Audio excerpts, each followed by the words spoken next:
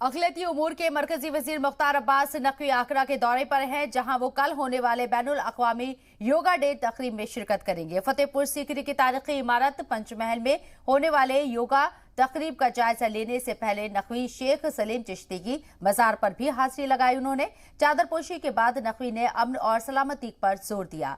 इस दौरान उन्होंने योगा को सेहत के लिए सबसे बेहतरीन अमल बताया।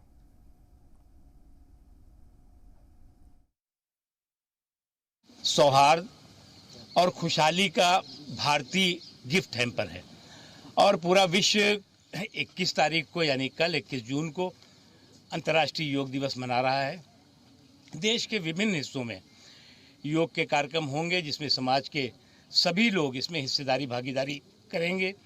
प्रधानमंत्री श्री नरेंद्र मोदी जी का देश भर में योग के कार्यक्रम में शामिल लोगों को संबोधन भी होगा और मैं मानता हूं कि योग सेहत के लोगों की सलामती के लिए एक ऐसी गोल्डन की है जो कि हेल्थ का एक स्ट्रांग और एक बहुत ही खूबसूरत हेल्थ हैम्पर है। हम सबको उसे स्वीकार करना चाहिए।